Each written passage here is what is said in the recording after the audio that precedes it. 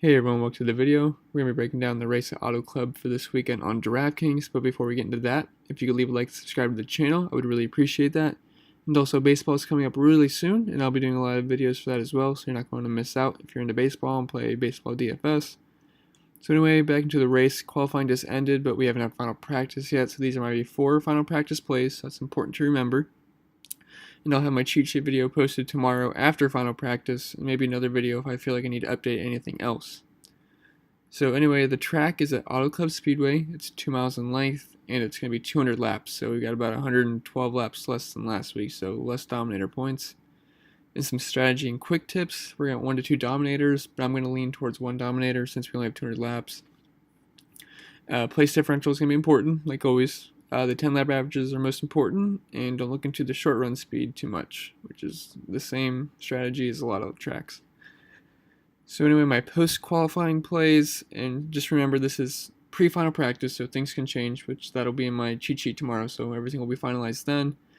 But for right now, my targets at the high end, I think the number 1 play this week is going to be Martin Truex Jr. He's going to be your chalk play. DraftKings lowballed his price again, and he had a bad qualifying run, so he'll be starting near the back, which makes him an excellent play for how good he has been here. Since 2014, he has the 2nd highest driver rating here, behind Kyle Busch, the most laps led, and the most fast laps.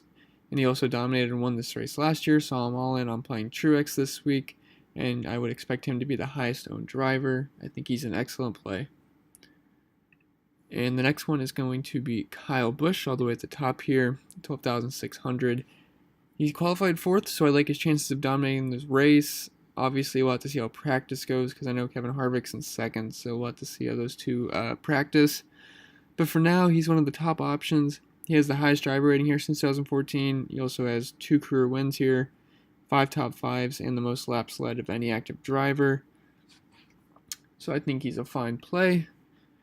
And I'm also keeping an eye on Keselowski, Kevin Harvick, and Kyle Larson. I want to see how they go in practice. But Larson has been amazing here the last 2 races. And Harvick has really struggled. I know he's starting 2nd, so if he has a really good practice, I could see him being a dominator, but a little concern there. And Keselowski's starting 13th, so I like his place differential upside, and he always has a car that can win the race.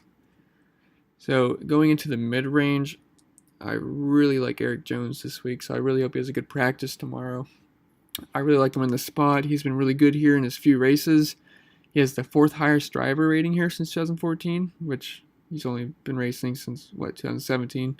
But he also has an average running position of 7 and an average finish of 9, so I think he's an excellent play. I hope he goes under the radar.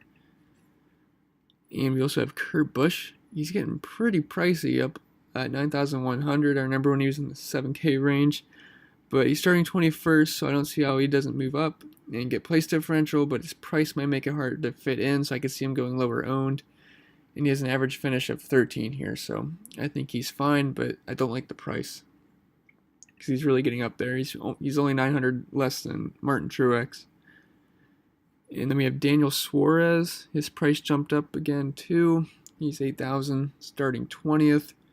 And once again, he did not have a good qualifying run, so I'm going to put him squarely in the place differential category. He has an average finish of 14.4, which isn't that good, but I could see him getting a top 15 for sure. And starting 20th, that's fine.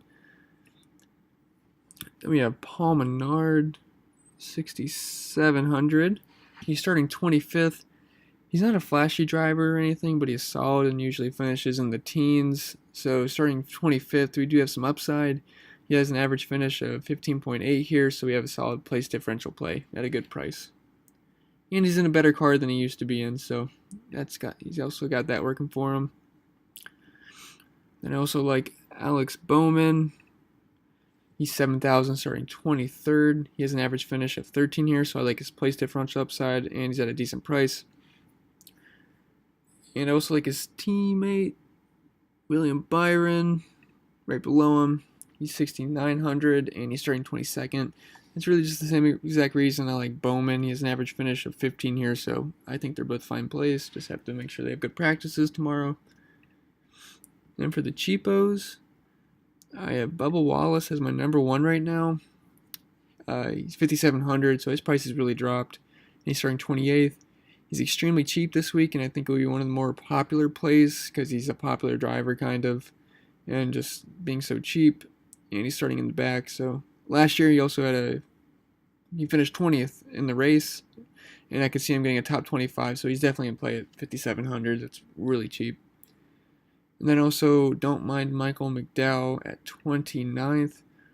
He really burned us last week, being the first one to crash. I believe he got -1, and he had 0 the last week, and he also had -16. So maybe his ownership gets down because he's had some really bad luck these last 3 races. So, but I think he can move up, get a top 25 maybe. So I think he's fine. I mean, I'm not too excited about it. But for the cheapos, I really got to see how practice goes because I don't know how they're like Matt Tiff. I like Matt Tiff last week, and because he had good final practice. So I'll update the cheapos. I wouldn't really look too into it right now because I don't have the practice speeds yet. But for right now, those are the targets at the moment. And then the fades, Austin Dillon for sure. He's going to be on the pole, so no thank you. I don't think he's that good. And ERIK ALMIROLA, right here. He's 9,700. He's starting third. His price is juiced all the way up. He's almost 10K. His history is not very good here, so I'm going to pass. And he doesn't really have any place differential upside either, so firm fade for me. And then we have DILLON at 6,100. He's starting 16th. His price went up, and last week's performance could give him a bump up in ownership this week. But he's just starting way too high for me. And I could only see him moving back. And then David RAGAN right below him. He's 5,900, and he's starting 19th. And I know we were on him last week, but he's starting too high for me as well.